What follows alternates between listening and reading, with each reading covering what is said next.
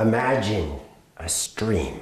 It's an old stream. It's been doing its thing for a long time, and it meanders down its way. There's a stagnant pool of water off to the side, and it goes around it.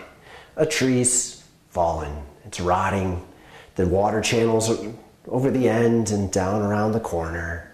A deer wandered down and drank from the water, and then the deer got sick. It died right there, boom. And the stream keeps going.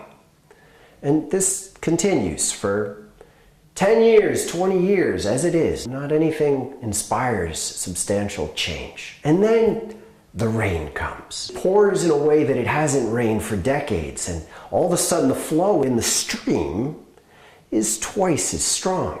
And the pressure increases and it moves down through past the stream bed where the stagnant pool has been. And it's enough force to stir up that water, dredge it, bring all this gunk to the surface. It starts to move the carcass and the log, and all that rot rises. And it's right in front of everyone who passes by, and it's disgusting. It looks terrible. And yet, this is the path to move that water on and out, to move this junk on and out, revealing a much bigger stream bed that can become a river.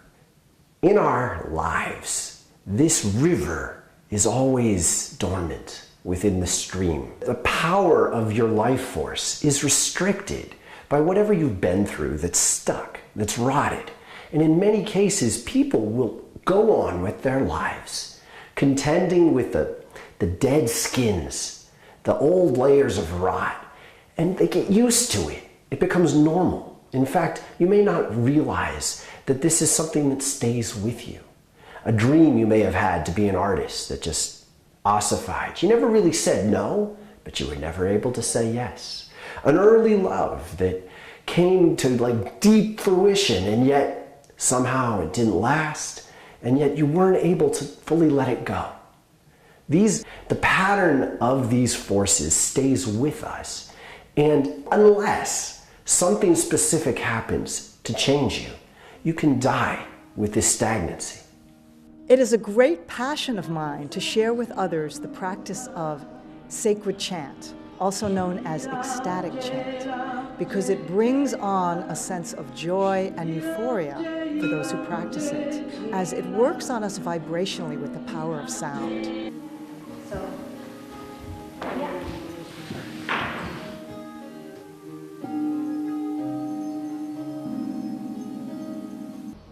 At Yoga Farm, we teach practices and tools that help our students and clients love and live in a healthy body. And along the way, our students cultivate the garden of their life. Now don't step on the flaming part. Yana wani yana away ho hanna. Yana wani yana away ho. Unfortunately, we're able to make really large financial mistakes these days. So people come in wanting to know, are they on the right track?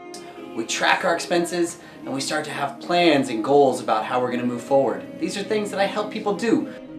Everything is energy. Your body, your thoughts, and every spiritual resonance that exists in and around you is a vibrating wave of light.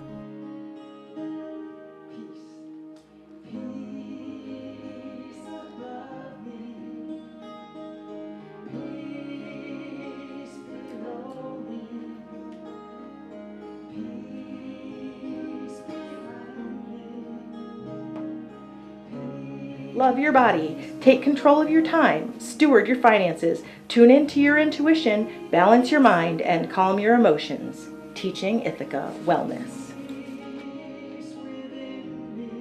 The deeper challenge to living well is that embracing a deep dream, going for a new relationship or a new career, is what makes rain in our lives.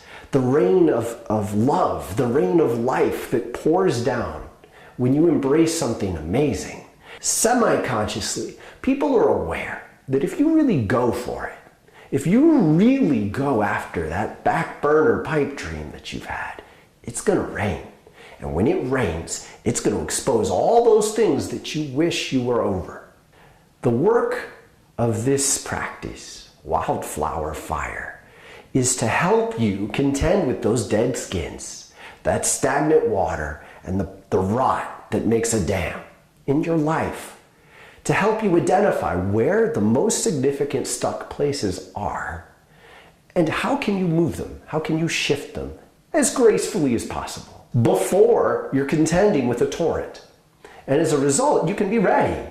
When it does rain, when you call the rain, when you learn your own rain dance by pursuing your dreams, let's dredge. Let's pull that log out on purpose. This metaphor has very practical applications. Your heart, when your heart has been broken, it carries that resonance. We can go into it and help you shift it. Your neck, your throat, the lodge of communication. If you've ever been suffocated, if you've ever had your voice trapped or blocked or attacked, the remnants of that pattern are here. They're alive within you. If you get headaches that are inexplicable, something is attacking or struggling in your imagination. If you have gut instincts, stomach aches, or a hollow in your gut, you might not know how to tune in and follow it. This is all an analogy for the stream that is your life force, the stream that moves through you. The yogis call this Kundalini. Kundalini actually means a cork. It's a blocking energy in you, in your root, the base of your spine, where energy wants to rise and move through. And when you pray and work to expand your capacity, at a certain point this limit opens. The Kundalini releases, and this force rises through you. A lot of times when people are stuck in trauma or drama in their lives, there's almost just a prayer, just make me okay. Reaching backwards to a time that seems fine. In fact, people's thresholds often lower at this point because they're suffering in a way that it's only hopeful to just be at peace. It's my job to help you get used to having the strength moving through you and how to use it. Because one of the biggest blessings of the curse of awakening is that when you awaken, you actually must use that energy. The wildness of this is an amazing metaphor. We have, perhaps unconsciously, embraced two versions of the word wild. Wild, as you might notice in your life, often means wild, like chaotic, like hectic, like frightening. And yet, wildness by definition is something that's in tune with nature. Wild animals are very, very conscious. They are intensely aware in every direction. They move quickly. Their instincts are sharp and fierce. When your Kundalini rises and this fierce life force comes to life in you, you feel wild. At first, it's the first version of wild. It's this chaos, it's this hecticness that people often just want to control. In fact, it's pathologized in many cases. This life force wants to be in you, and it wants to help you be something that's more like a wild animal, attuned with nature. It means you won't be able to sit still, stagnant in a closed room without air. You must get up and walk, and you can choose to trust it. If you choose to trust it, you change that wildness that's chaos into a wildness that's very, very magnificently in tune with this world. The flower and the fire are part of the awakening of energy. The flower is you, the flow of energy, a flower, someone who flows with energy, has an energy field that looks a lot like a flower to those who can see it. And fire is itself a metaphor for energy. The emerald tablets of Thoth, the ancient god. To the Greeks he was Hermes, and to the Romans Mercury. He holds a staff. It's called the caduceus. And there's a spiral of often snakes around the staff with wings at the top. Thoth left these documents, the emerald tablets, in which he describes you as a flower with living fire coming out of them. We've lost our relationship with this essential truth about what it is to be alive in a human body as a spiritual being. We are reclaiming this vivid life force as part of ourselves. And it's wild, and it's worth it. So I really loved the story. A lot of that old stuff that I grew up with as a child, that my parents were dealing with, those issues are coming up for me as I'm reaching out for something better than paycheck to paycheck.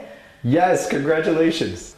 The first gift I hope you can embrace is that's how it's supposed to work. And unfortunately, people often get used to just living with that held down. I like to use a term called zeroing. It's one of the first things I learned spiritually. It's a very simple principle it's all over the place in stuck energy. If you imagine that there's an energy like this, and then something comes and stops it, this is both my spirit, and yet I'm using this strength to stop this strength. So it's essentially a double strength, wasted, zero, nothing. People are doing this all over the place. There's part of the spirit that wants to love, part of the spirit that wanted to go for the dream, and another part that just stopped it when it got wild chaotically. People settle for that because it's so painful when this chaos is happening that they just want it to stop. Well, it's quite a risk to say, I don't want to go to work for my living wage. I want to be an artist. I want to travel. I want to help people. And you feel called to that, it sounds like. And so it's learning to embrace a trust that calling is literal. There's something at the other end calling you, a very conscious force. In fact, it's almost terrifying to embrace that force is more conscious than you are. Attunement, you're listening for this calling really as a priority. Learn to trust that. You get patience too. You get to say, whoa, a little much, slow down. There's a lot of nuance to this process. If you let your logical mind take over too much, fear takes over too much. It's not expected of a middle-aged person to go have a bunch of fun. And if you do, you're having a midlife crisis. Well, and that's what it is. But unfortunately, the fact that midlife crises have become normal is mostly because it's become normal to repress your truth. My experience has become what I have to share, and I wouldn't encourage everyone to do what I did. It was a bit of an extreme version. But I spent 9 years traveling without a home of my own. Now, I often had a roof to stay in, but it was very rarely dependable, and the timing was extremely spiritual. But I think there are a lot of levels of how deep you could go with these things, and there's no real should to it. By the third year, I just gave up on vehicles. I had 5 vehicles lost. And after 5 vehicles disappeared one way or another, it starts to become clear that the world didn't want me to have a vehicle. So but the amazing things can happen when you don't have a vehicle. It takes off a huge amount of pressure. And often the result is you just have to be willing to wait.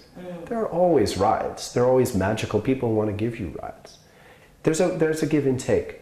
I had a point in which my car was stolen with all my stuff in it. And at that point, it was one of many just sort of bifurcations. I got a choice. I fell asleep under a tree. When I woke up, I had a very clear vision to go to a mountain, a particular mountain that I'd heard of. And I knew, it was just a knowingness, don't go tell the cops. And I knew this vibrancy, I'd lose it if I didn't go with it. So I just started walking. I was like 1,000 miles away. I was in the middle of California. It was in Northern California. I just started walking. Eventually someone else offered me a ride. And I took a break at a certain point and breathed.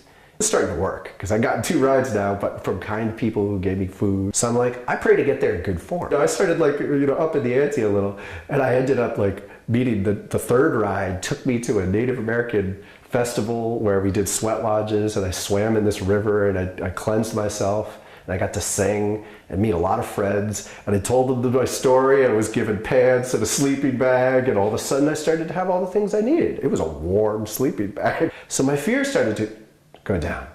And then I bumped into a guy, and he's like, oh, you just hitchhiked here, huh? Let me tell you something about hitchhiking. All you have to do is calm down, sit still, and when you're kind of clear, someone who looks like you will show up and give you a ride. I was like, what? And it absolutely remained true for all the years after that it was my job to clear myself. So the resonance I put out into the world was reasonable. So I wasn't going to be a burden on whoever picked me up. And I wouldn't attract some drama, someone who would do me ill. And as long as I could be a blessing, Again and again and again, the son of a professor from my college, someone who was going to the same protest I was going to, someone who was going to the same house I was going to. Just again and again, the right people picked me up. Because you asked. And it's so joyful. It's so free. This idiom of because you asked has been a part of my life in fundraising and working with non-for-profit.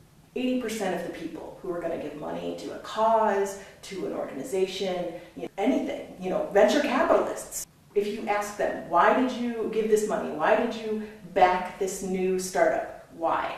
Because they asked. Welcome to a session. The way this works is fairly elegant, if I do say so myself. Different levels of our being interact with each other. As if we think about mind, think about spirit, and think about body. And imagine that all three of these are functioning on different frequencies. Those three ranges of energy influence each other. If you meditate and develop an extremely crisp vibration, that'll shift your thoughts, which will in turn shift your body. If you think a lot really clearly about something, it will influence material reality. I'm identifying in you where stress is, where are opportunities, where's an openness, where's a strength, and what other centers relate to that strength. And then I can ask you questions and work energetically on you, and then suggest or encourage you to do exercises that focus on 1 or 3 centers, and that will be the best medicine for you, if we've identified things well. So we're going to do a sequence of exercises that's essentially a little piece of energetic music. It's right along the surface of the body at various points that we have the capacity to most directly influence our energy centers. There's a lot of different names for energy centers. So draw a circle around the area where you feel the tension and just shift your stance. Shift your tucking the tailbone so that you can sense your back at the same level. Broaden your stance and feel this wide angle. Next inhale, raise your arms up into a star. Draw the shoulder blades towards the spine. Emphasize the exhale.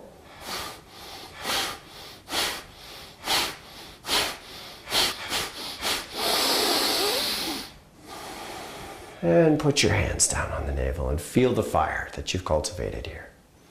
Now, ball up your fists, bend down and touch your knuckles to the ground, and then lift up again, but stay low. Open your mouth and breathe with a tense jaw. Tense, and then exhale, let go. That's all your focus right now. Tense your jaw, exhale, let go. And then another inhale and go all the way back up to the navel. Breathe into the navel, empower the fire there. And put your hands down on the navel. And that's it. You've just done a stabilizing routine on the navel. Your job is to relax, feel gravity, feel your breath, and connect your breath with any tension you feel in the earth. So you're sensing that pull down, and you're relaxing yourself into the trust that you're held. So when I hold my hand over you, I'm maintaining the intention to allow Reiki, which is a Japanese Christian word that means the Holy Spirit. I'm allowing Reiki to move through me for you. The principle behind the art of Reiki is that what you need is known to Divine Spirit. I'm just a vessel, so this isn't my own energy, it's life force that moves through me. And that can be very important because it is possible to use your own energy with people, and it's much more complicated when you do. So I tune in to the resonance here, and I get intuitions. Sometimes there's visuals with them that I then work to confirm with you whether I'm picking up on something accurate. Would it be fair to suggest that you're, on a certain level, afraid of your own strength? Like you might hurt people with your growl kind of deal. I never really thought about it that way. It's powerful information. There is a sense that part of you is like really pushing, and part of you is trying to restrain at the same time. Now you can understand how that's, with a car, it's pretty direct, that's wasted energy. You'd rather be accelerating less and not have to brake at all. But spiritually, this is a mistake people make all the time, where part of their personality is really pushing for something, and another part of them, almost from a, an unconscious level, is saying, no, too much, too much. And that's where the account is. You know how you have different lines in your bank account? Yeah, right. That your chin is where you put just plain old trust. Trust for the future. And then you let that be a prayer. That this life is going to guide you. And that as you complete the projects that are in front of your face, that may well open up space for something more amazing to happen. Great. Good job. Thank you. Good job. You're welcome. And that's a simple session. Excellent. Thank you. Yeah. One of my teachers told a story about an angel. There was a guy praying for change in his life, and he said, please, I want my life to change. I'm ready. Show me what I can be. Show me my greatest potential. And the angel said, yeah, that sounds great. What? Oh, yeah. Click. Goes off and listens to someone else. And then he gets a little frustrated and stuck, and then he screams a little louder, I want change. I really believe in it. I can do this. I can do this. Come on, show me the way. The angel's like, what? I think I heard you say something. I'm not quite, click, moves on. Finally, the guy's just completely, totally flustered, and he's ready. He's sure he's ready. So he screams, show me the way! I'm ready! Show me how! And the angel goes, oh, you mean it? What? Quit your job, quit your relationship, go over here, you're gonna move like this. We often don't know what it takes to really live out the prayers we make. And angels are listening.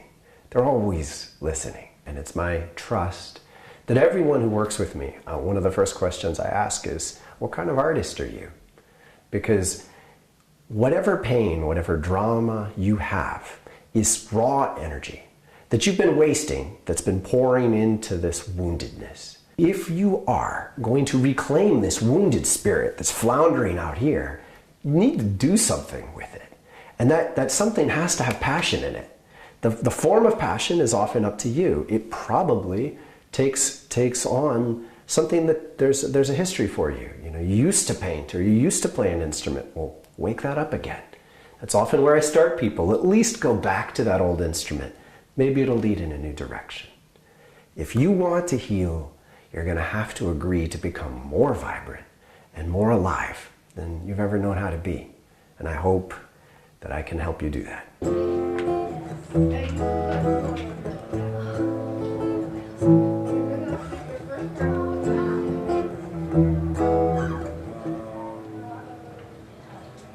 As times progress, I notice more and a little less of what we are to become. And in this witness, I am blessed by the deepness and grace of who we truly are. And in this tidal wave, I'm born to recognize the subtlety that scuds within my heart. Channel all the rages that we've held aside. Let's guide them to share, to impart. Tell my truth you have, must be now and then grieve. For the time has come for trust to drain riots through our knees. No longer time to tear apart the earth. Body is on fire, plants and wind and rain.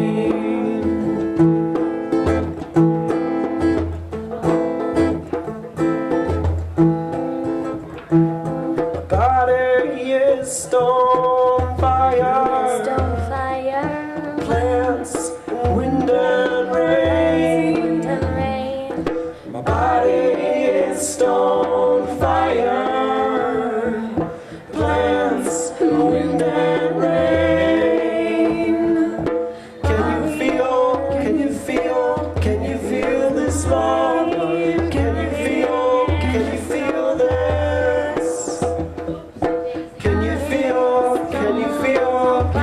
feel this love? Can you feel this? Heart song, heart song, heart song, heart song,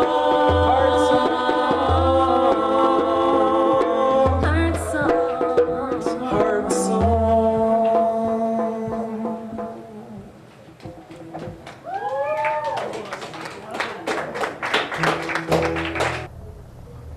The next exercise is cat-cow. You want to make sure that your knees and your ankles are in a nice straight plane from your hips, ankles and your knees at 90-degree angles. Place the palms of your hands on the top of your thighs. As you inhale, have a slight back bend and look up at the ceiling. And as you exhale, round your back over and look at the floor.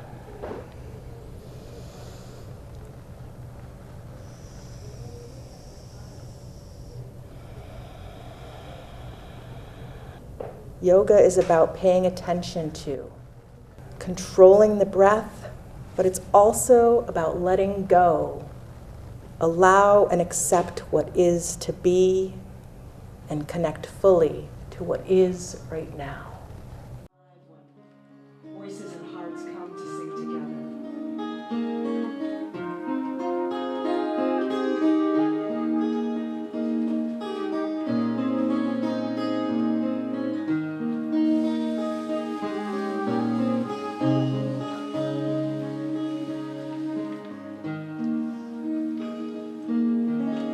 Oh yeah, some. So maybe we want to begin by just taking a few deep breaths together. Next week on Teaching Ithaca Wellness. Reiki is energy. It's universal energy. It's here all the time. It's been called many things, but in all different traditions. It has a name in every spiritual tradition. Hi, I'm Ravi Walsh, and I'm a spiritual life coach and healer. My idea of wellness is living in balance in one's body, mind, and spirit. Through the 3 stages of work that I offer people to come into balance, heal, sustain, and thrive.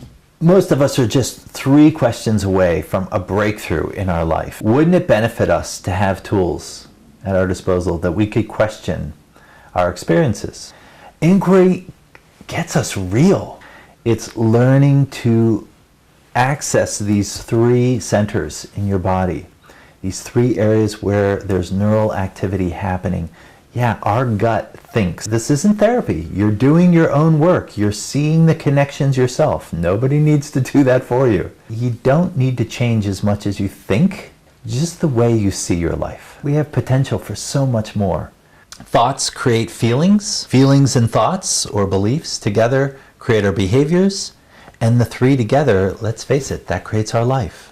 As our energy starts to increase, we make better choices.